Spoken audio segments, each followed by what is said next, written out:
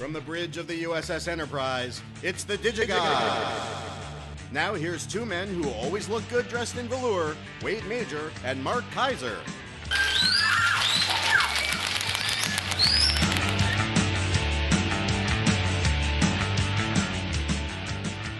Yes, a Star Trek reference from Mark's final show came to us from... That was sent in by Ian Lasky, who always dresses in velour even when he's not in a Star Trek costume. Yes. He's a pimp. Why didn't you make a special open for me? You're mean. Oh. It's the end of an era. I mean, era. Yes. It's the end of an era. It's not... Well, I wouldn't go that far. Anyway, Mark. Yes. It's going to be a good show. We're going to have a good show. We're going to send you off with a bang. You've got a busy time ahead of you. You have... I gotta sell my car, Wade. Yeah. I gotta sell my car. Your work has stopped. You are no longer living at your old place. You're crashing around town. Your place is subletted. And you're out of here in less than a week. I'm going to New York. Going to New York. Then I'm going to... Yes, then you're going to Paris. Going to Paris. For upwards of 3... But here's the thing. Yeah. The hope is for, 89 days, so I get out before, there's any snafus with my passport. I'll get out in 89 days. But the hope is that if I'm still getting along with my girlfriend, maybe getting some nibbles for the possibility of work, maybe doing some successful networking, I can maybe leave and return for another 90 days. That'd be great. That'd be great. If not, I'll go to New York and try to get some freelance work. And if that doesn't work, I'll come back to Los Angeles and get some freelance work. Well, either way, it was time to have an adventure, and the adventure begins. The adventure begins, and so it's never too late for an adventure. It's always good. So with that, I mean, there's not really a lot of there's some news going on, but we'll cover them as we get to some of these titles.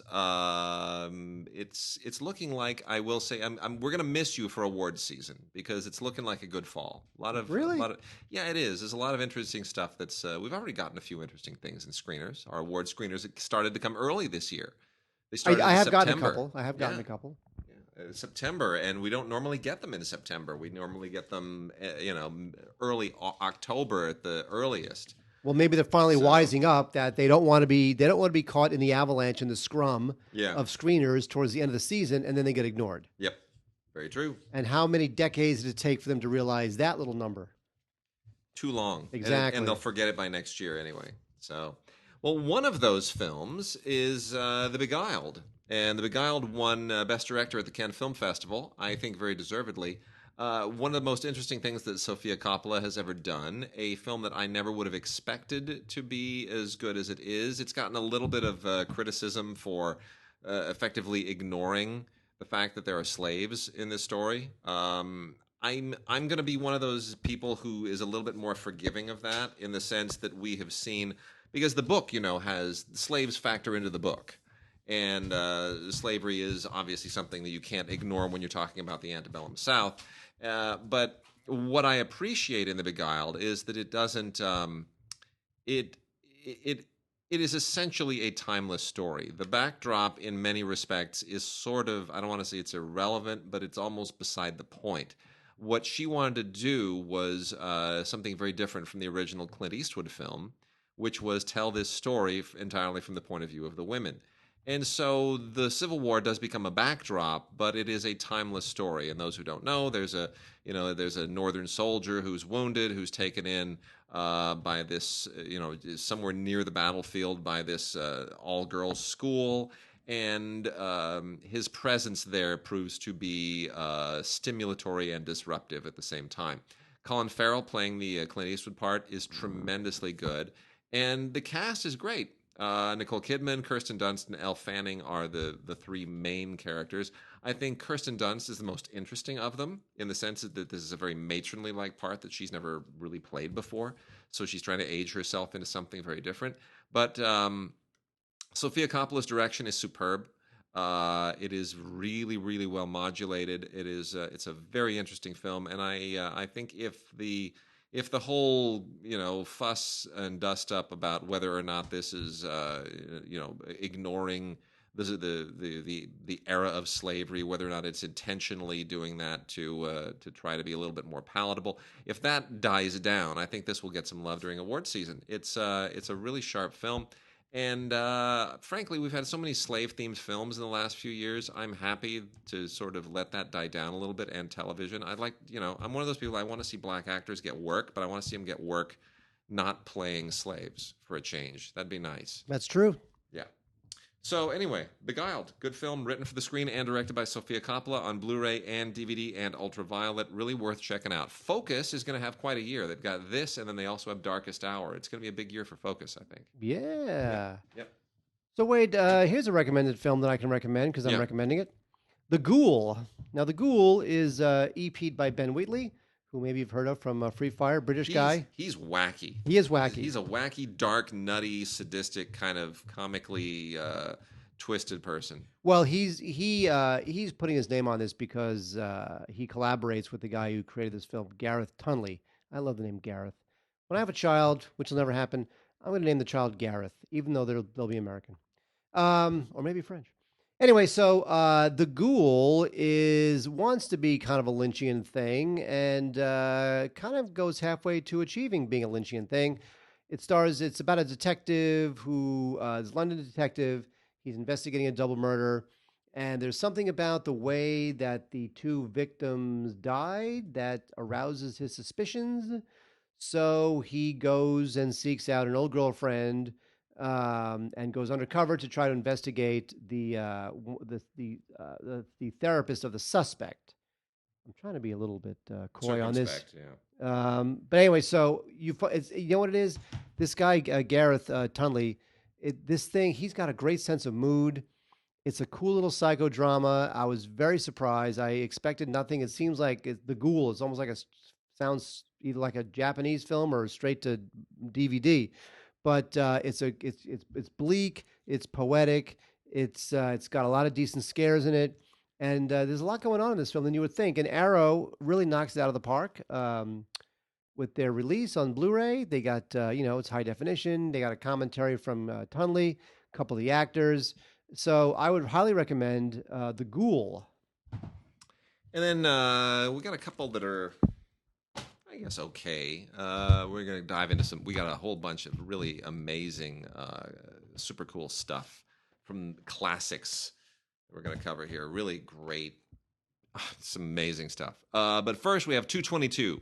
That's like 2 o'clock and 22 minutes, which is the time at which this air traffic controller in New York gets blasted with some kind of weird, strange, hypnotic, bright, time-altering, brain-chilling something power.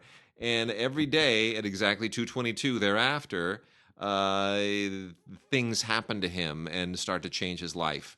I won't give you any more than that because some of you are going to want to watch this, but it's a genre film. It's not as clever as it thinks it is. It's okay. Not made with a great deal of money. They kind of put this thing together on a shoestring, and it looks better than it really has any business looking. This is from Magnolia, definitely from the Magnet line of Magnolia, which is their genre line. It's fine. And then All Eyez on Me, Eyez. This is clever. Yeah, right. This is a Tupac biopic, which is fine. Demetrius Shipp Jr. plays Tupac and does a pretty decent job of it, I got to say. For a guy who is...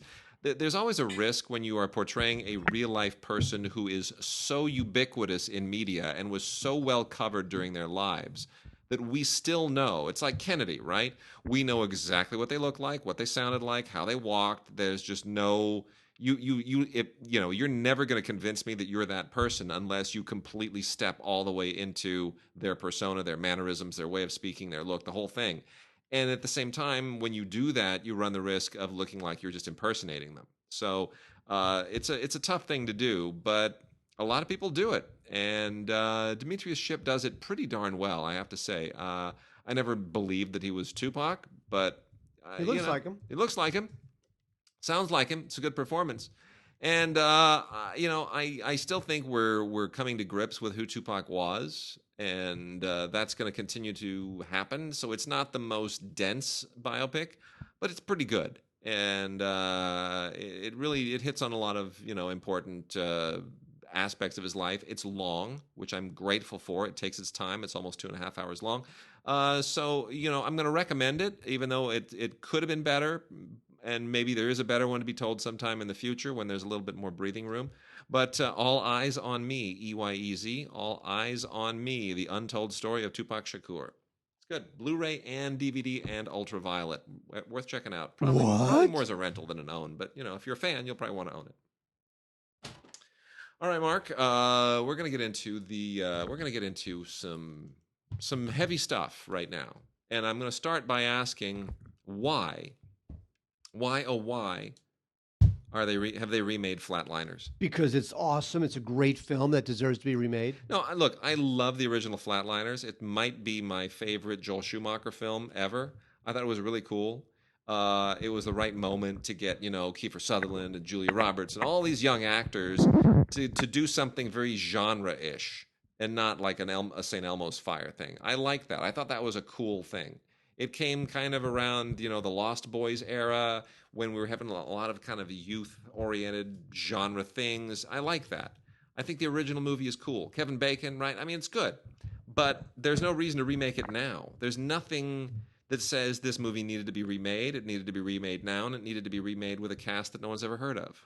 No, that's not keep. No, this movie. The new one. Yeah, the new one has somebody. Yeah, exactly. See what I'm saying? I forgot her name. Emily Steve Rose. Oh, that's Emily great. Rose. No, that's great. What's her one? The one who came out as lesbian. She was in the X-Men. Yeah, I forgot her name. Yeah, exactly. See, that's my point. Exactly. That's my point. Wow, Julia Roberts, Kiefer Sutherland, Kevin Bacon. They were a big cheese deal at the time. So anyway, going back to that, the original is pretty great. It's well put together. It's a smart film. It's inventive, and it's Joel Schumacher just kind of pulling out all the stops and really having fun with everything. And I miss that. I miss Joel Schumacher as a director. He hasn't directed anything in quite a while. So anyway, I'm a fan of the original Flatliners, which is now out in a fantastic anniversary edition. Beautiful packaging, and thanks to Mill Creek, and it's got a Blu-ray and a DVD in it. And is the new one PG-13, by the way? I do not know. Because, the original was R. If they softened that sucker up, I'm going to be really upset. Of course they did. Why even ask? Yeah, probably right. Well, anyway, new Flatliners edition is really cool. Definitely check it out. Skip the new movie, probably. I'll give it the benefit of the doubt. Haven't seen it yet, but yeah. Wait, I'm a huge fan of They Shoot Horses, Don't They? And I've been waiting for the scene to come out on Blu-ray. And now here it is from the good folks at Kino Lorber. This is about a Depression-era dance marathon. Now, back in the day when everybody needed money, couples were really exploited by entering dance marathons where literally couples would just try to stay on their feet, sometimes for hundreds of hours. And people literally just drop dead on the floor. It's crazy. Trying to win these dance marathons for the little money they can get for it. I never understood why that was ever a thing. Isn't that weird? Actually, what's funny is that I briefly developed a reality show, a dance marathon reality show. In fact, I can show you the book that I bought as research. I still have the book. So we were going to do a show. It was going to be a dance marathon. Yeah. And we were in pre-production on it. We had offices doing it. I had the book, which I still have, on dance marathons. Very excited about it. One day, get called into the EP's office, and the EP says, we're shut down. No because I think it was Mark Burnett decided that he wanted to do a dance marathon show. So when Mark Burnett, the creator of Survivor, decides that he wants to do a dance marathon show, our little dance marathon show is blown out of the water. Now the fact is that Burnett maybe never wanted to do one. He just didn't want us to do one, or he wanted to do one and then never got it off the ground. But he's Mark Burnett; he could have got it off the ground. Now there's also legal ramifications of dance marathons. Sure. It's possible that once we got into pre-production, maybe it couldn't have cleared the legal hassles. Sure. I mean, people literally died on these dance marathons. They were so desperate for money. Anyway, was this Sidney Pollack's first film? Was it? This is Sidney Pollack's first Oh, that would have been a hell of a first film. Hang on, Sidney. Don't stop the recording. No, I'm not gonna. So it stars Jane Fonda, who's great in it. Who smited Megyn Kelly on her show a couple of oh yeah. Best. Yeah. Let's see. They Shoot Horses. I know we're wasting everybody's time. No, he did well, kind of. He did a film the same year called Castle Keep. And get this, no, actually that's not true at all. His first film, this is very interesting to our listeners, The Slender Thread in 65. This Property is Condemned. He did that first. This Property is Condemned, which is based on the Tennessee Williams play. And then a couple years later, he did They Shoot Horses, Don't They? Anyway, so great film. Highly recommended. Love it. We got some Warner Archive stuff. Quite a lot of Warner Archive stuff, actually. 2 Blu-rays and 3 regular DVDs. It is golden stuff here. To start off with, we've got Ray Bradbury's The Illustrated Man with Rod Steiger, really in one of his most interesting performances. This is on Blu-ray. Claire Bloom, remember Claire Bloom? Where did she go? Yeah. People from that era. There's so many actors that just kind of disappear. This is from 1969, The Illustrated Man. Really, one of the most. If you've ever read the book, it's such an interesting book, and you would think, that's not a movie. That's something that only works in your imagination. You just, there's no way to actually do that. And if they were to do it today, the tattoos would be all CGI'd, and they'd be They'd move like what's that show on NBC? Oh, where the woman's tattooed. Oh, not Blacklist, the other one. The Tattooed Lady of Marmalade Land. Exactly. Tattooed Lady of Marmalade Land. Can you please write a movie called The Tattooed Lady of Marmalade Land? That's That's your parting gift to me. Yeah, there you go. I'll do that. Anyway, but because this was made in 1969, everything is much more circumspect, much more creative, much more of the era. And Ray Bradbury stuff really all works better in the 60s, I think. Fahrenheit is a better movie than it would have been had Mel Gibson made it now like he wanted to, So anyway, it's really, really interesting, and it just has an otherworldly feel to it. That period, late 60s, early 70s sci-fi, this goes in with all that Charlton Heston stuff. Well, there was a lot of great time. There was a lot of dystopian stuff back then. The Cold War was kind of really heating. It was starting. Andromeda Strain. It's a lot of really interesting movies. Yeah. Well, anyway, you definitely want to check this out. It's a smart script. It's really well directed by Jack Smite, who is an incredibly underrated director. Produced by Ted Mann of Mann Theaters fame. And most importantly, for those of us who love movie scores, it has great music by Jerry Goldsmith. Really one of his most interesting scores of the era, along with Planet of the Apes, for sure. We also have The Law and Jake Wade with Robert Taylor and Richard Widmark from the Warner Archive Collection on Blu-ray. This is a very underrated Western, I think, directed by John Sturges. And John Sturges, we've talked about him a few weeks ago. Real workmanlike, great journeyman director of the era. Could do big movies. Could do mostly did guy stuff, real muscular stuff. Not exactly a risk taker like Peckinpah, but he put some good movies together. And The Law and Jake Wade is just a rock solid Western. Basically dealing with all the same moral dilemmas that most Westerns deal with, using the frontier as a metaphor for life, and the idea of the lawman being somebody struggling with their own sense of morality and justice. Once you put the badge on, you accept a certain degree of responsibility, all that kind of stuff. Really great, and I think there's a lot of really interesting stuff in this. Richard Widmark is awesome as always. It's just a great cast, and it's not all guy stuff. You also got Patricia Owens in this, who's very, very good.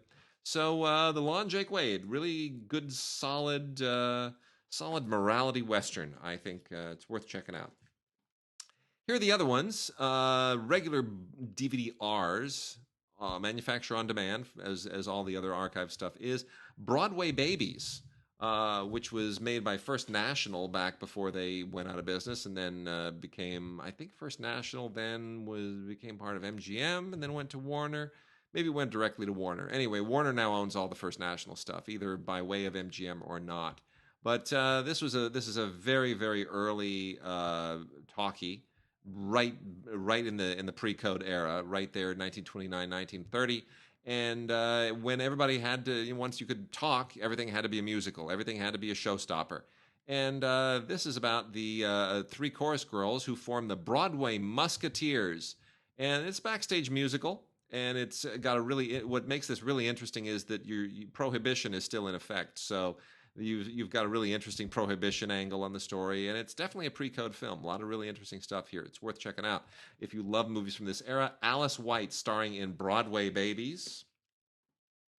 And then we have Big Business Girl, which is also from the same era. It's a little bit later. This is 1931, and it's a pre-code romance. Not really that pre-codey. It's not really pushing any buttons and going anywhere that sort of shocks you. It could have been probably a post-code film just as easily. Story of a small town girl goes to the Big Apple, tries to make a go of it, gets involved with some guys, and you have all the usual battle of the sexes stuff going on. It's nice to see a very young Joan Blondell here. That's got some trivia value. It's worth checking out. Good cast. Loretta Young anchors this thing. Joan Blondell coming up right behind her. Based on a college humor story by Patricia Riley and H.N. Swanson. That's what's interesting about this too. It's based on a college humor story. That's when they would like pitch things that were they'd run in college newspapers. It's hilarious. Well, College Humor is that website that does a lot of short form, funny content targeted to that age group. Yeah. You know? And then this is my favorite this week. A 5-disc set, 101 Porky Pig cartoons. Woo! Porky Pig 101. It's great. They went with 101 because that way 101 cartoons, you could call it Porky Pig 101. You get it? Isn't that great? So the question is, which Porky Pigs did not make it? You had to cut it off at 101.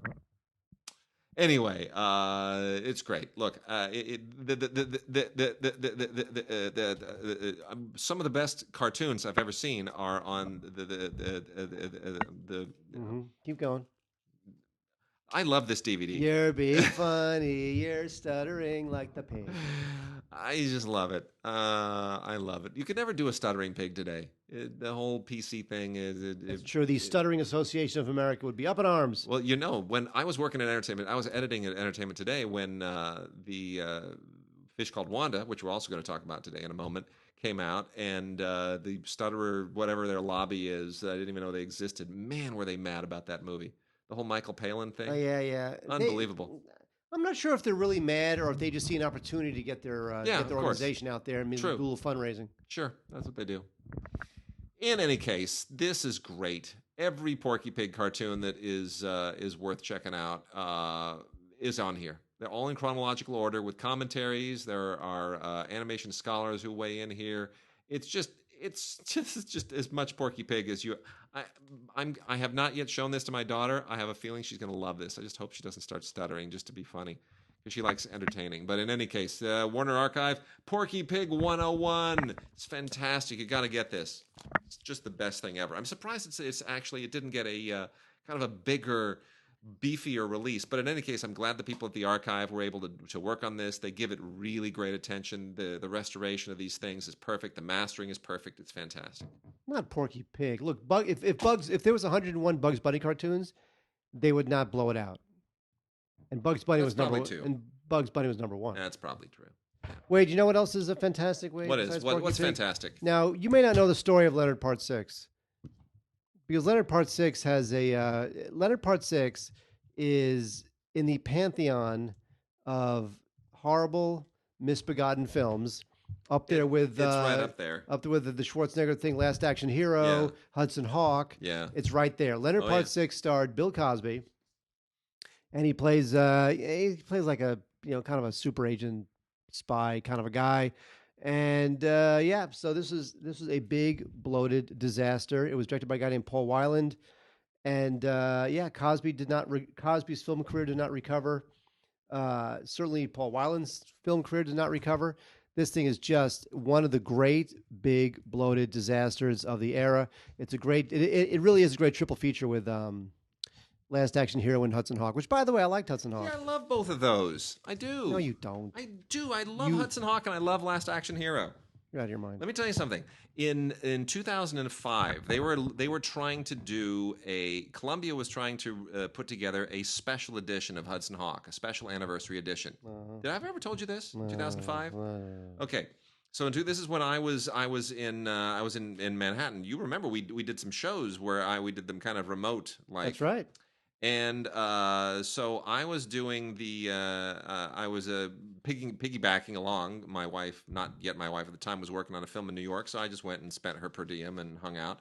And I was contacted at the time by the people at Columbia, and they said, we really want to do a great Hudson Hawk thing. We really want to do this. We want to have like two critics arguing over the merits of the film because it's really kind of redeemed itself in some people's eyes, and they say it's not as bad as it was. Would you defend it? I said, hell yeah, I'll defend it. I love Hudson Hawk. I think it's a great movie. I think it's totally underrated and unfairly criticized. And on the other side was going to be Michael Rechtschaffen, who's a very dear friend and a member of LAFCA. And Michael and I were talking about, we're like, oh, this is going to be so much fun. This is going to be so much fun. We're just going to unleash on each other, and we're really going to have a good time with it.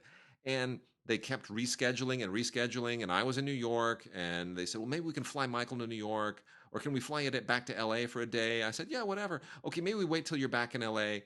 But that wasn't the problem. The problem was they simply could not sell the expense of doing any extras on Hudson Hawk at all to their bosses. Their bosses are like, this movie tanked. Why just blow it out there. Get this thing off our plate. Make a few bucks back. Maybe we'll eventually dig ourselves out of this hole. Who wants to see extras? They could not sell the higher-ups on the idea of trying to redeem this movie. And it never happened. But I praise them for even trying. That's true. Well, I praise them for trying. Leonard Part 6 will not get any sort of treatment. No, it won't. Basically, Sure the film is so bad that Bill Cosby himself told people, I'm sorry. Don't waste your money on it. Yeah. So I would just pretty much pass on Leonard Part 6, unless you just want to see like a legendary bomb of the era, or you want to laugh at the continued misfortunes of Bill Cosby. Home for the Holidays is directed by Jodie Foster. Wade and I are big fans of Jodie Foster as a director, and here's a film that could have been just another cliched Home for the Holiday, dysfunctional family getting together, hating each other in Act 2, loving each other in Act 3. But, she somehow makes it real. She makes it real. It's written by W.D. Richter. Now, W.D. Richter, of course, you probably know from... Hudson, Forbidden Zone. Yeah, I'm still Hudson. Buckaroo Banzai. Buckaroo Banzai, thank you. So we get W.D. Richter, right? Yep. Buckaroo Banzai. You get Jodie Foster, right? Great. Yep. The film is way better than it has any right to be. It's got a great cast: Charles Durning, Dylan McDermott, Geraldine Chaplin, Anne Bancroft, Robert Downey Jr., Holly Hunter.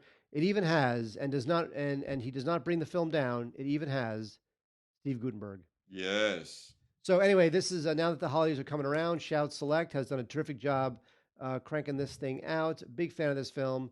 Audio commentary by Jodie Foster.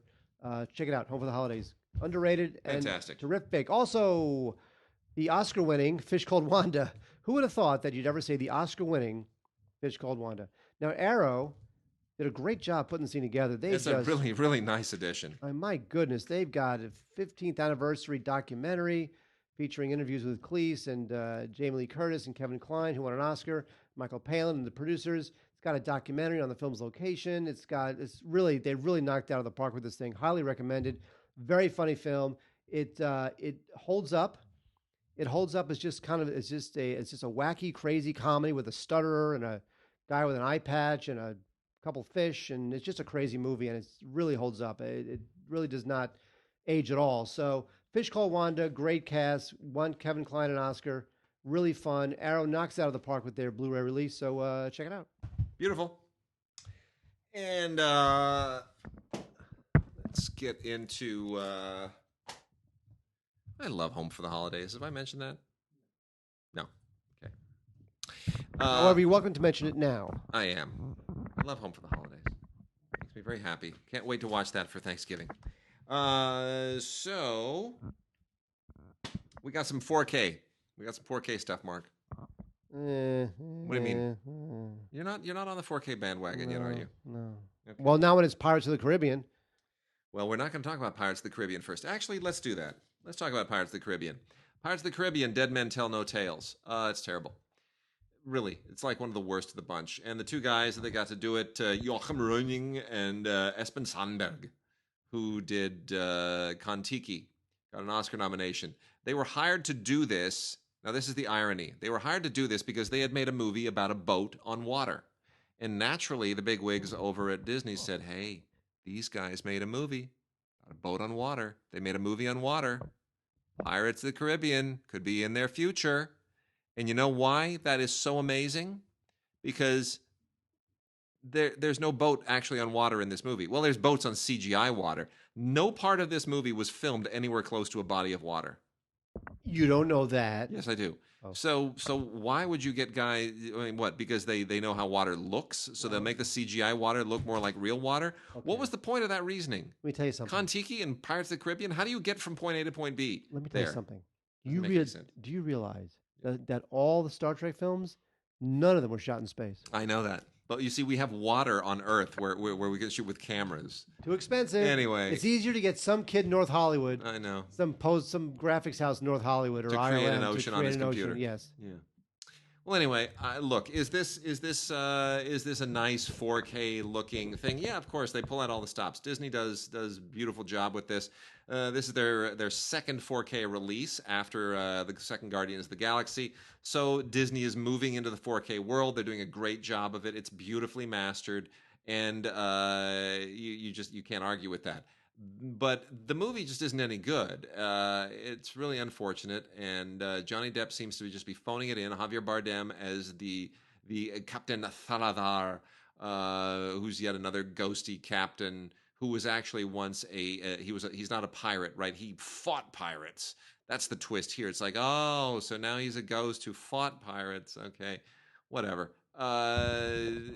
This thing they try to replace the original love interest thing between Keira Knightley and what's his name?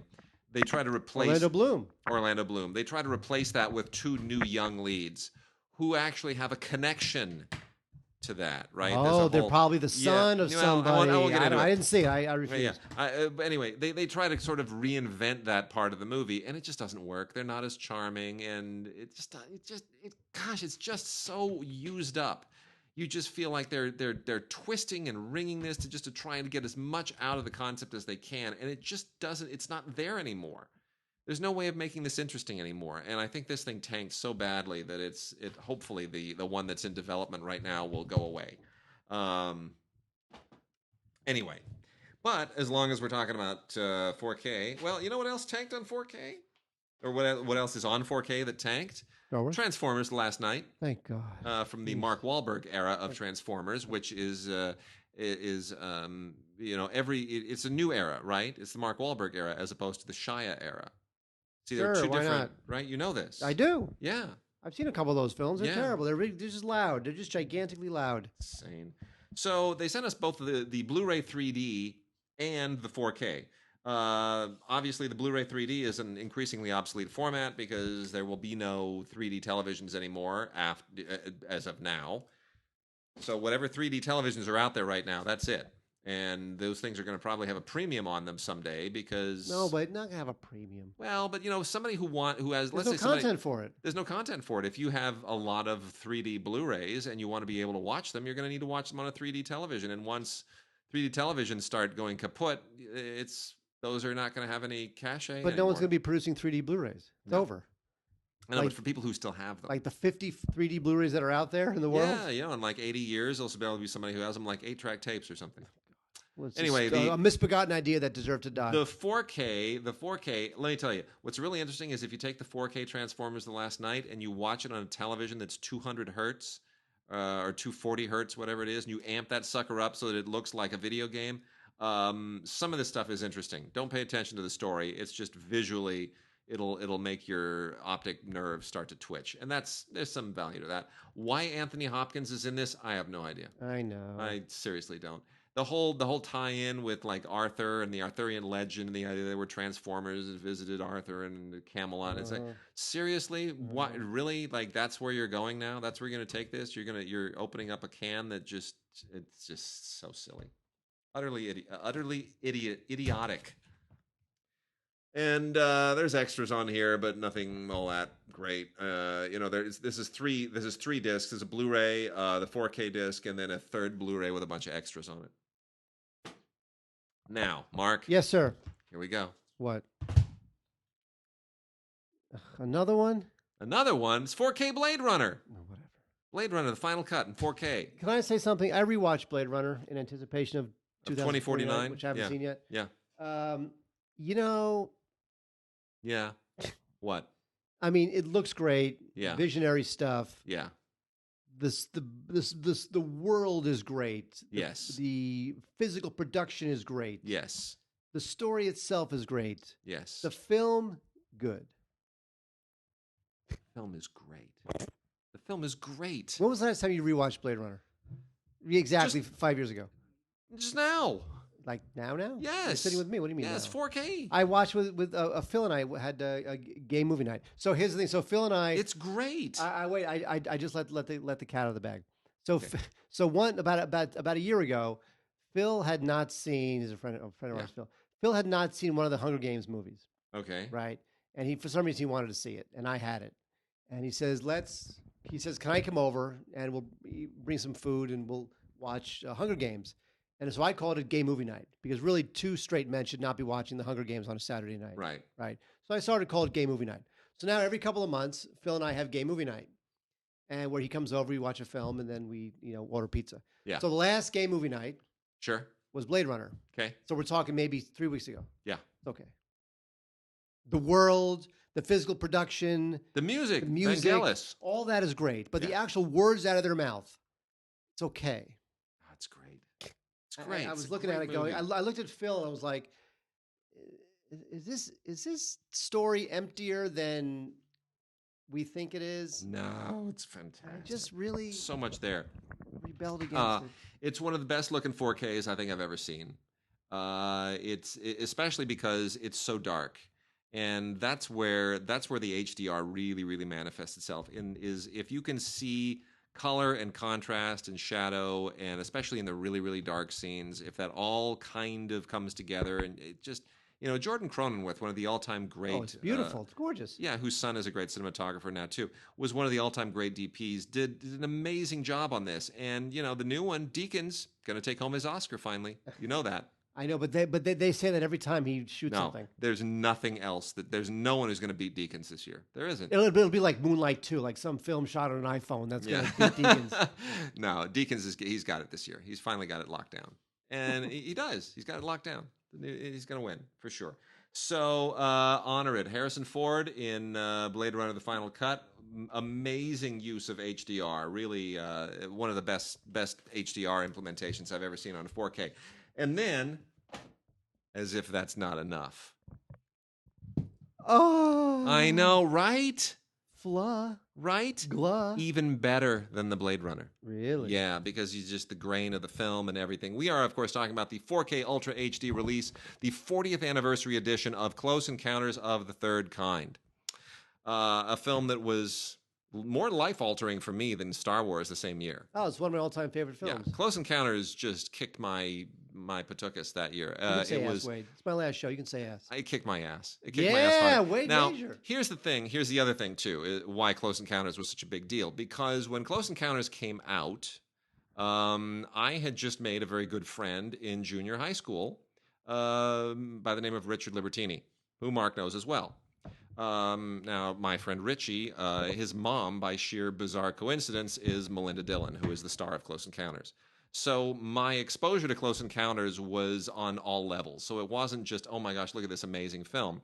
It was, oh my gosh, look at this amazing film starring my friend's mom, which was a little weird. That had never happened to me before.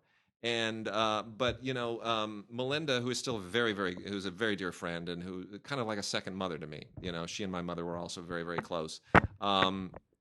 And I'd like to try to get Melinda to talk about this for the show, which is something we'll have to hold on for the future. Sit down and get her to share some of her memories.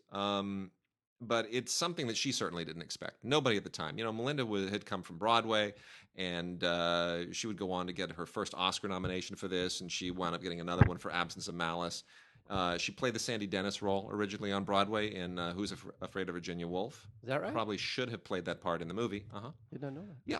And, Melinda didn't, nobody, sure, Spielberg, the guy who made Jaws, and we're all excited to be in the new, Hot Kids next movie, but nobody quite expected Close Encounters to be what it was. And it's such a fascinating film. Bob Balaban and Francois Truffaut and, a rare on-screen appearance for another director. Everything about this, I still say this is one of Spielberg's best films. Oh, absolutely.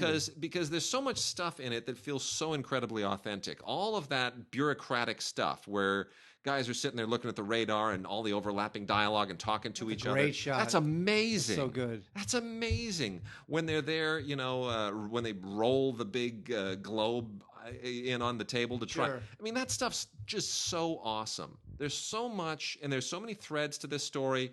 And could we just say, has Richard Dreyfuss truly ever been better?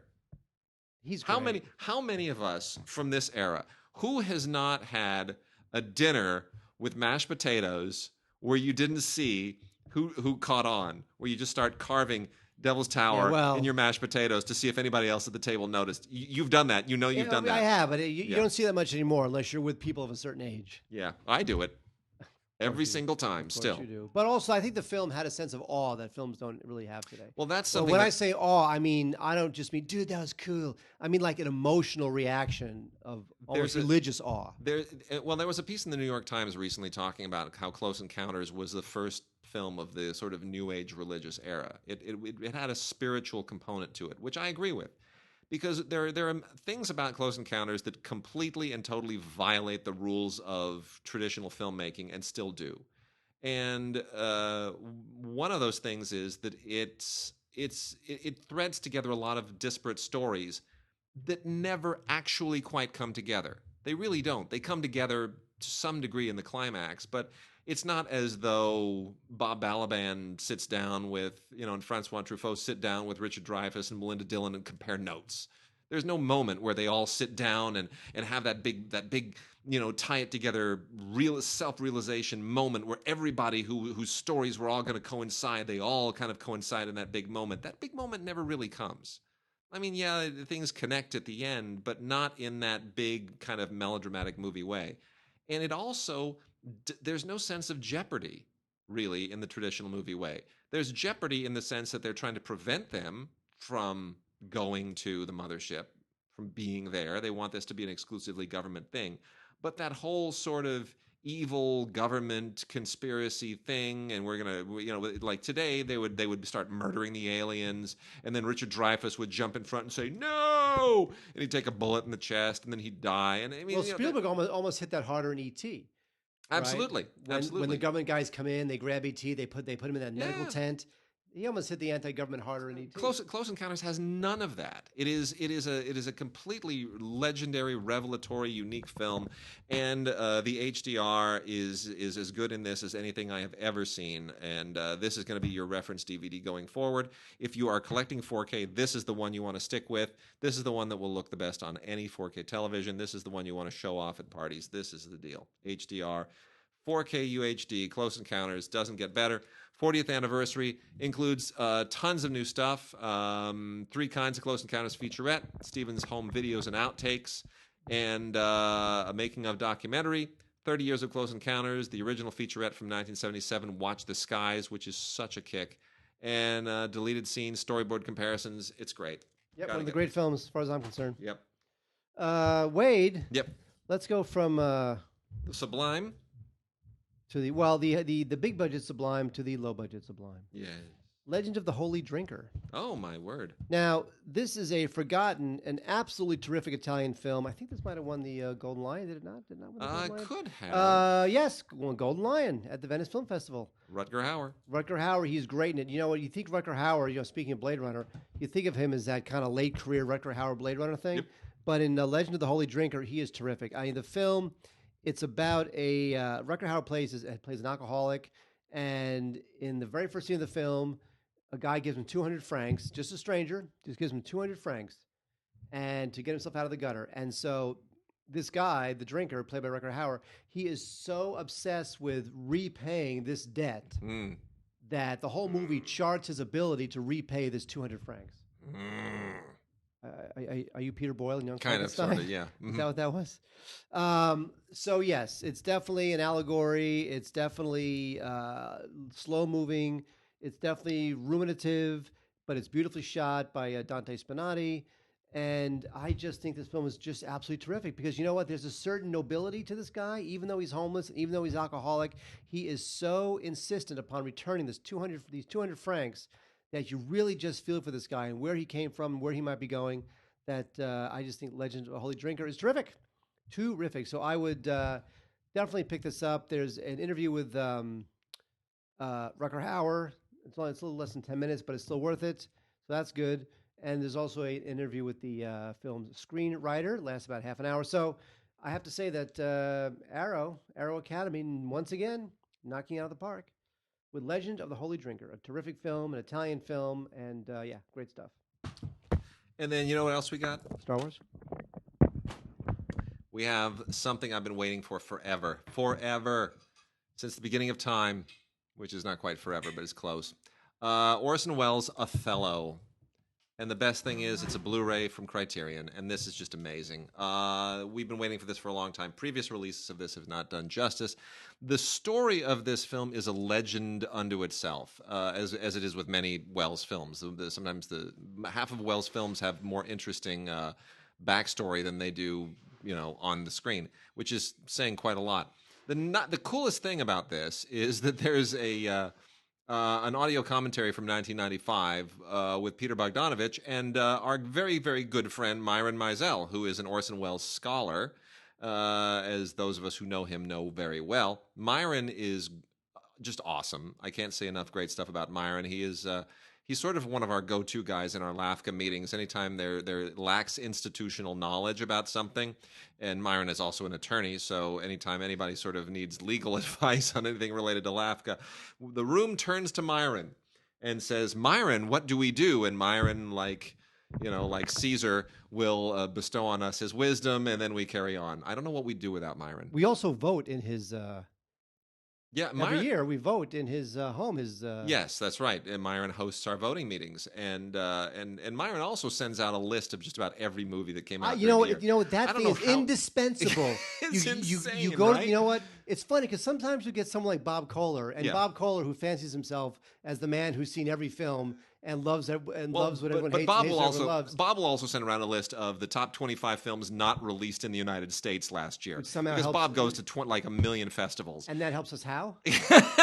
Well, it's nice to know what's out there, but it's not for voting purposes. Not for voting purposes. I mean, I guess look, even for foreign film, doesn't it need to be released in L.A. for a week or something? Not necessarily. Not necessarily? No, we don't have any rules on that. Wow. Our rules are very loose. As is pointed out every year, if you want to vote for Citizen Kane for Best Film of the Year, you can. You can vote for anything you want. There are no rules. By the way, I've emailed them 3 times to say that I'm going out of town. I will not be able to vote this year. Take me off the screener list. Well, and they have not emailed me back. Don't worry about it. Just let it go. Just let it go until they send me the emails kicking me out of the group. So bringing this back around, we love Myron. Myron does a great commentary with Bogdanovich here. You also get 2 cuts of the film: 1952 European cut and the 1955 version that was released in the U.S. and the U.K. They have completely uncompressed 4K audio, and the video is restored from 4K. It's just gorgeous. This is so great. There's nothing like Orson Welles' Othello. It is a fascinating, rare film, and all of its bizarre history is detailed in these great extras. You got to get this. It's a Blu-ray of Othello from the wonderful people at Criterion, and then also from Criterion. If we can hit a couple of foreign films here before I want to do some anime, is Vampire, which is the Carl Theodor Dreyer film that many of you have probably only heard of, but never seen, and you really should see. This is from 1932. Dreyer is most famous for The Passion of Joan of Arc, which is one of the greatest silent films ever made, a film that I didn't particularly like when I saw it in school and then grew to really respect it much more. Dreyer was a Danish filmmaker, legendary during the late silent, early sound period, and deservedly so. Sort of invented a lot of film grammar that has stood the test of time, was very ahead of its time. And this is a wonderful special edition in custom packaging from Criterion on Blu-ray that includes the book Writing a Vampire. And it is quite a fascinating collection of just everything that's on here that gives you the perspective on this very unusual vampire film. Really, it's just fascinating. It's just so moody. It's so highly stylized. It includes a digital transfer of the original German language version of the film from the 1998 restoration. And the audio is chilling, to be honest. It's really great. It's really, really great. So you should check out Vampire.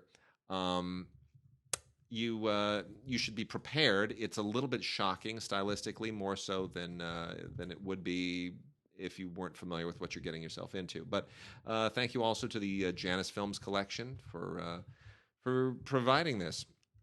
The relationship between Janus and Criterion, I've still never quite understood, to be honest. Well, Janus is the. But I don't understand who owns whom and all that stuff. See. Yeah, you know what I'm saying. So anyway, that's it's great. Check it out, Vampire, with Vampire the movie and Writing Vampire together in one custom package. Vampyr, beautiful Carl Theodor Dreyer classic. Now, is he the guy who invented Dreyer's ice cream? No, as a matter of fact. Isn't that interesting? I knew you were going to ask that, and yeah, there you go. So the answer is no. All right, going to burn through some anime right now from Funimation. Some very, very interesting stuff here. Starting with one of the most interesting anime things I've seen in a long time, because it didn't require me to wrap my brain around like a whole universe of things that I was unfamiliar with. Regalia, the Three Sacred Stars. This takes place in a little mythical land that is on the mend from something terrible that happened 12 years prior. And the Empress is now getting her little kingdom, her little fantasy kingdom back in order. And suddenly a giant robot shows up. I know. Yeah. So basically, the way I describe this is this is like Frozen meets Transformers. Transfrozen? No, Frozen meets Transformers. Transfrozen. Yes. There you go. I love it. Regalia, Three Sacred Stars. This is actually really, really cool. Great animation, cool kind of, just cool concepts, fantasy and science fiction, and the whole. Anyway, it's good. I like it. Puzzle and Dragons X. This is a Blu-ray DVD combo pack, as is most stuff from Funimation. And this is a bit of a strange one. It's like Alien, except not with Alien. There's a little boy, and there are eggs, and there are people who tame monsters, and the eggs don't spit things into your face, but the eggs, anyway. The eggs are what creep me out in this. The eggs really, really are very disturbing. Were they scrambled or poached? Poached, and that's what really disturbed me, because I like poached eggs. Wow. Dance with the Devils, complete series. This is from the people that did Princess Jellyfish, if that means anything to you. And this is about a girl who meets with a bunch of boys, and then there's a weird culty thing that involves vampires, and it's a thing.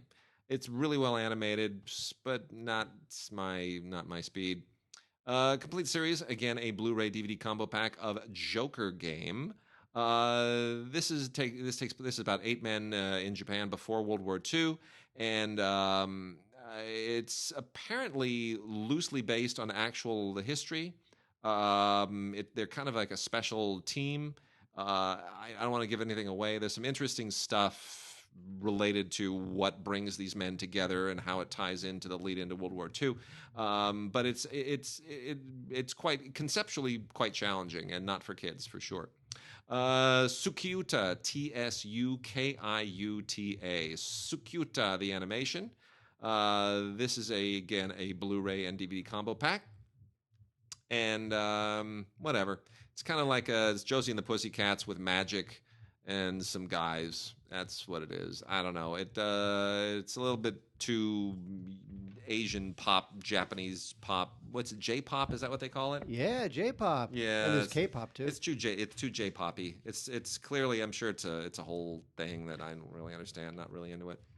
And then the last 3, season 2 of the heroic legend of Arslan, Dust Storm Dance. We've talked about this before. It's very much Lord of the Ringsy. It continues that. It just confuses me. I can't really follow much of it. Part 2 of Hayuka, the complete series, also Blu-ray DVD combo pack. This is a little bit more teen oriented.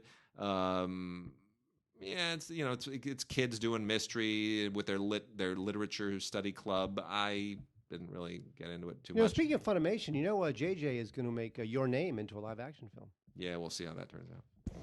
I don't know that really should be done. I don't know if he's directing it or just Developing it, why developing not? it. Someone throws money. Well, his here's way. the thing, though. Well, it's funny because he's doing it for Paramount. And you know how pissed off Paramount is that JJ. JJ's got to deal with I know. Paramount, and he keeps making movies for Disney. For Disney. Yeah, It's funny. So I was about to say Fox, Star Wars. yeah, He keeps making movies for Disney, and Yeah. Paramount's not happy about that. I know.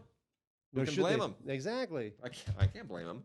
And then lastly, part 2 of Gosick, Gosick, which is anime alchemy and Victorian mystery and Sherlock Holmes meets cyberpunk, and there's no way to describe this, but it's cool. And if anybody's going to do anything I've talked about today is going to spur something live action, Gosick would be it. That's the more likely candidate for something that would be multicultural appeal and all that stuff. We got a few minutes left, Mark. Let's let's see. What should we talk about next? What your final run? Oh, let's see. Well, first of all, let me just say something. Yes, this is the last time, at least for a year, Yes. that we will be sitting together to do a podcast.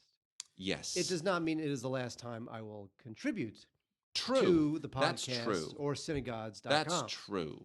So let's be Let me accurate. Let's be judicious about here. that. I don't know know what I'm going to do. I will do something in Paris. Wade and I have talked about doing like a video podcast, like a video update from Paris, dispatch from Paris, and posting it. you're a big fan of Takeshi Kitano, right? Sure. Takeshi. Sure. Did you ever see Fireworks? No. You never saw this? No. It's freaking awesome. It's not fireworks. It's Hana-Bi. Yeah, Hana-Bi Fireworks Hana-Bi?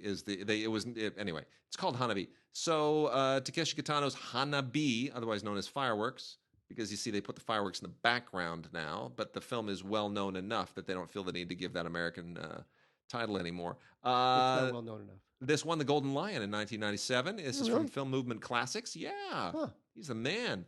It's on Blu-ray, Film Movement Classics, Takeshi Kitano's Hana-Bi. What an amazing movie this is. This is from his golden era, really. And this is just a great movie. It has a commentary by film scholar David Fear, a making of featurette, an essay by Jasper Sharp, and it is awesome. It is, of course, about a detective who goes totally rogue and takes on the Yakuza by himself, and just things go completely haywire and off the hook. It's great. It's terrific. Absolutely great movie. And then also want to give a big plug to After the Storm by Koreedu Hirokazu, who is one of the most interesting directors still working in Japan. This is also from Film Movement, and this is all his stuff is so deeply humanistic, and this is about a broken family and what happens when a typhoon is about to hit, and the father this kid's relationship with his father and his relationship with his mom. His parents have split up, and how the typhoon sort of brings them together and reveals things. It's really it's a pretty powerful movie, and it's grown on me ever since. And it comes with a short film as well, so it's pretty great. There's a 73-minute making of feature on here. After the Storm, which was in certain regard at Cannes by Koreeda, is a really a good film. All right, Mark. Yes. You want to, as long as we're on the subject. As long as we're on the subject. I know you love this series, don't you? No, I don't. I don't like any of the Star Wars animated shows. First of all, it's just not my generation of Star Wars.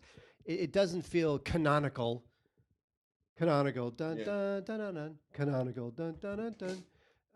It does not feel canonical to me. However, people love Star Wars Rebels, and this is the complete season 3. I have not seen this because I will not see this, but it's got a bunch of Star Wars people in it. It's got Maul, Kenobi, and Maul, and all your favorite wacky characters from Star Wars. So yeah, if you like it, let you know it's on Blu-ray. Of course, it looks great. It's all CGI, just direct from the computer right to the Blu-ray, so it looks terrific. It's just too much Star Wars for me. I look at the films and some of the books, and that's basically it for canon. Everything else to me, even if it is official canon, it's not how I would like to receive Star Wars canon. Star Wars canon. Yeah. Were they like the cannons they used to shoot the Imperial walkers? No, it's William Cannon. Oh. Wait, he was an actor, right? No, you're thinking of William Conrad, who played Cannon. Yeah. The detective. Yeah. Yeah. Yeah. What That's is wrong okay. with me? It's okay. It's a good joke. It's a good Nah, joke. not Well, really. take two. Take two. Ned and Stacy, the complete series. Good heavens. Deborah Messing and Thomas Hayden Church before they went on to do other things. Deborah Messing is back in the mix with the new Will and Grace. Which I heard. I've not seen it. I heard it's all political stuff. Yeah, that's There's a lot of political humor, and it's like, here's the thing. Look, I'll be honest with you. Yeah. I dislike the whole Trump thing more than as much as anyone. But I got to say, I am really tired. Of political humor. It's like here's now to their credit, all the late night shows are all getting healthy on Trump, and the numbers speak. Yeah. If you're getting healthy on Trump, you keep doing Trump. I get it. Yeah. But right now, I'm like, okay, I'm done. Well, I've always said that you do your work a disservice. You do your art a disservice if you try to tie it to a particular moment. You want it to be transcendent, and you want it to be timeless. And I get it that when politics dominates the moment, you want to be part of the moment by tying yourself to the politics. But you know what? Then you're not going to last. And sometimes you do have to be a little bit farsighted, and you have to think, how is this going to play in 5, 10, 20 years? Do I want this to still play? NBC's not thinking 5, 10. I know they're not. They're thinking that. But they're thinking if you're a the creator, overnights. if you're a creator, if you're a writer, you should be. Well, here's the thing though. If you're a writer, he's giving you a lot of material. See, here's the thing with Will and Grace. Will and Grace is basically, Tim was the one who came up with this, and I'm going to give Tim a total shout out for coming up with this, because I said to him one time, I said, Will and Grace is basically just kind of like a contemporary version of I Love Lucy. It's like, there's the redhead, and then the husband, and then there's the other couple. He goes, yep, I can see the pitch right now. It's I Love Lucy, except the men are gay. And I'm like, oh my gosh, I'm sure that's what they pitched. It's like I Love Lucy, except the men are gay. Ricky and Fred are gay. Are you kidding me? Like, there it is. And that's exactly what Will and Grace is. And just like I Love Lucy, it's timeless because the characters are timeless. So they don't need to have, timely jokes. They can be funny with the characters. We love those characters. So anyway. But then again, there's also South Park. The fact that we're They've been doing this for 20 years. I know. And the fact that we're talking about Will and Grace related to Ned and Stacy tells you that Ned and Stacy's not a great show. Deborah Messing's very good. Thomas Hayden Church is good. But you know what? There's a reason why this was a very, very limited show, and it didn't run for a very, very terribly long time. Like barely a season, I think. I don't even know if it completed its season. But in any case, it introduced them. We knew them before, but it kind of put them into a different place as actors. Thomas Hayden Church, of course, kind of came of age on Wings as a second-tier character, and Oscar-nominated Thomas Hayden Church. Yeah, maybe this went to a second. I mean, it's 46 episodes, so it's 2 years. It's 2 years, right? Seasons. 2 years. So anyway, so it got 2 years out of it, but it's nice to see where they came from. But I wouldn't highly recommend it. And then there's Flipper, season 1 of Flipper. Yay. Season 2 is also out. They did not send a season 2; they just sent a season 1, which from 1964 to 1965. Flipper was when they had all these shows about kids and animals. There were a lot of them, like Gentle Ben, and Flipper was one of them at the time. And revisiting this show, I gotta say, it ain't that interesting. I love Flipper. I'm amazed that they were able to get some of the stuff they were able to get on this show. It's well done, but I'm not, the stories don't compel me. I'm not really into it. It's sort of it really is very limited by the demands of the era. That said, I can recommend the show because the cavalcade of guest stars is unbelievable. It's you forget. It's like 1964. Holy cow! Everybody was working then. Everybody shows up on this show. Like David Soul shows up. Very young, pre-Starsky and Hutch. Jessica Walter, right around the time she was doing, probably just before Play Misty for Me, which was what, late 60s, early 70s, whenever that was. Play Misty? Early 70s, right? Early 70s, so that's she there. It's great. I mean, everybody shows up on this. It's really, really fun. Had a lot. It's just watching that alone. Daniel J. Travanti is almost unrecognizable. It's very cool. So that's Flipper season 1 on Blu-ray from Olive. Worth checking out if you're a real nostalgia buff. All righty. Let's see. And then iZombie. We're just going to make quick work of this. The complete third season. This is from CW. It's it's a CW show with the zombie girl. It's not really all that engaging. It's kind of trying to piggyback on the whole zombie thing. I don't know. I never really got this thing's appeal. I don't understand why it even made it out of a single season. But that said, there's a 2016 Comic-Con panel and deleted scenes, and it continues to roll on the CW. Taken season 1 on Blu-ray. Now, Taken is based on the movie that Wade and I absolutely love. Can't vouch for the sequels, but the original we love. And here you got Clive Standen from Vikings playing the Liam Neeson role. And, I think this thing worked as a film. It just worked as just a big blast of politically incorrect badassery. Tight, fun, violent. Loved it. I don't need to see 10 episodes of The Adventures of Brian Mills. I just really don't. So I'm not really digging this show. I mean, there's a lot of action in it, I guess, and he plays kind of a younger version of the Liam Neeson character, but still, I just think that this is a classic example of a TV show that was made as sort of an IP play. Yep, totally. Like if this show was called, the Hunter, you wouldn't watch it. You wouldn't even know about it. But because it's called Taken, it gets written up about. Yep. Right, because it's a TV spinoff of the Liam Neeson film. And it's just there's no reason for this thing to be totally mercenary. Mercenary. That's what I'm looking for. You always call that stuff mercenary, and I give you props. Thank you very much. And this is what this is. So I don't need Taken the season 1 on Blu-ray. I just need Taken the film. There we go. Awesome. And then last three, we're gonna go out on a bang. Well, kind of a bang. We're gonna go out on something special. Should I spend $950 on tickets for Springsteen on Broadway? Yes. So Springsteen is playing like 12 weeks on Broadway. I'm going to be in New York for 2 weeks, right? Yeah. Starting on Friday. Yep. I have a bat mitzvah to go to. Yep. Through the end of October. There you go. So Springsteen is starting his whole thing. Mm-hmm. But tickets are very, very, very, very, very, very expensive. Mm-hmm. And the cheapest I can find on StubHub is $950. Yep. Should I spend $950 Yes. to see Springsteen for 2 hours? Yes. At the Walter Kerr Theater on Broadway? Sure. Less than 1,000 seats. Sure. He's used to playing in arenas with 80,000. Why not? All right, and then When Calls the Heart, 6-movie collection, year 4. So they finally just jam all this stuff on here. We've been talking about these things. This thing, it's got a very Landon-y deal. It's executive produced by Michael Landon Jr. It's very much in the vein of what his dad would have done, and Hope Valley and all of the wonderful people, the wholesome all-American people who just have all of their little life-changing moments there. It's all so wonderful, and it's all so just pat. But nonetheless, releasing this one and that one, and they all kind of mix up at a certain point. And Lori Loughlin just doesn't age, which is very strange. I think she's a vampire. Lori Loughlin was so get this. She doesn't Lori age. Loughlin, she was on my show. I know. So I was standing 10 feet away from Lori Loughlin. She's gorgeous. Yeah. And she's fit and thin and beautiful and doesn't age. But you know what it is? You can, if you look at her long enough, which of course is to her credit because you have to look at her long enough to realize this. If you look at her long enough, she's older than us. I mean, she's I think she's like 56,000 years old. No, you know what? She's not. No, she's in like her late 40s or something. She's late 40s. But I'm telling you, for late 40s, you kidding me? She's great. And then we also have Loch Ness, Series 1.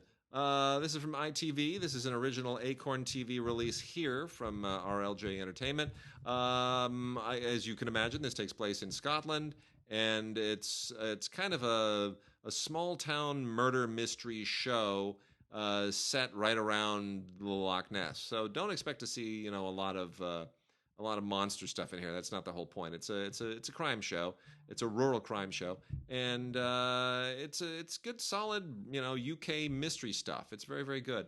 Well done. Laura Fraser, who is the detective who kind of anchors this thing, is really, really good and really worth checking out. So if you like this genre, you're totally going to dig this. This is the Loch Ness Series 1. It's very cool. I'm glad they did that. Just don't expect to see a Loch Ness monster in it. That's not what it's all about. Boo. And then, Mark, I'm going to take you out with something true to your heart. The Great British Baking Show, You know season what? 4. My family, Yes. and they do a lot of baking, they love this show. They I know. recommend this show. They will not rest until I've watched every episode of this I show. know. And I've seen none of it. You need to. Why? Shall I send you on your way with this DVD? Cake, biscuits, patisserie, pastry, bread. They bake everything on here. No, you know what? It's Honestly, endless. my family, they love this effing show. They think it's so true. great. Well, as they say, cooking is art and baking is chemistry. That is true. And you've got to get, like, you know, you with cooking, which is why I cook and I don't bake. My wife is a baker. You leave it in another 30 seconds or 20 seconds or 5 minutes. It doesn't matter. It's just going to, it's pretty, as long as the chicken is cooked, as long as the vegetables are roasted, give or take a minute or two, the grill, whatever you're doing it with, you don't have to be that exact. A little bit of salt, a little more salt, a little bit of pepper. You can kind of play with it. Not when you're baking. If you put just one little speck of baking soda in that you shouldn't, if it has one little half a microbe of yeast less than it needs, the whole thing falls. It's terrible. It's a disaster. And the thing is that, like, if you're baking, let's say something simple like cookies, if you bake it for 45 seconds too long, you can't take it back. No, it's done. over. It's over. At least if you're cooking a big pot of pasta. To the second. Yes. To the degree. Yes. It's not like, between 425 and 450 for, anywhere from 6 to 12 minutes. No, there isn't. It's, you have to have it at exactly this temperature. Anyway, that's what's amazing. Right. And I don't know why I'm saying was, I'm a good baker. You are a great baker. So I am going to highly recommend, on behalf of Mark, the Great British Baking Show. Season 4 continues to roll. These people are amazing. It is a very entertaining show. It really just makes baking fun, and it really encourages you to master this incredible scientific skill that is baking. I'm a little bit inspired, still intimidated, but a little bit inspired. So we will do it. All right, Mark. With that, we wish you well. Tim and I will hold the fort down for you. We will communicate with you. We'll do Skype things. We'll have all kinds of fun. Go and visit our sites, DigiGods.com and CineGods.com. Also sign up for the CineGods Facebook page and tell us what you think of the new site. Send us suggestions. What has to change? Font bigger, more photos, this, that, the other thing. Tell us what you needed to do. We are ready to make all the changes necessary. It's going to be a lot of fun going forward. All right, everyone. Wish Mark well. Mark. Au revoir. I've had a few, but then again, too few to mention.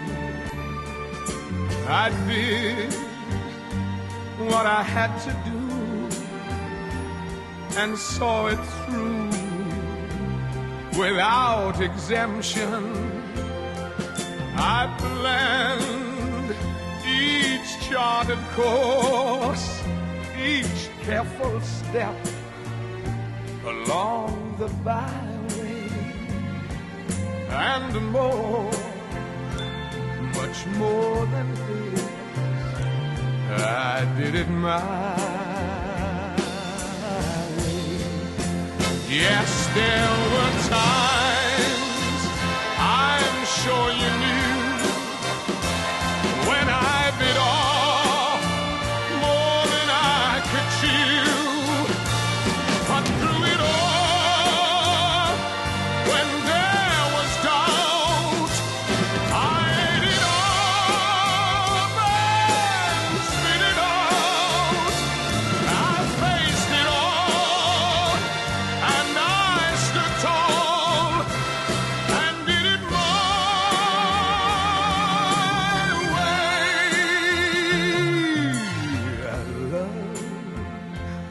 I've laughed, I've cried, I've had my fill, my share of losing. And now, as tears subside, I find it all so amusing to think I did all that. And may I say, not in a shy way. Oh no, not me. I did it my way. For why?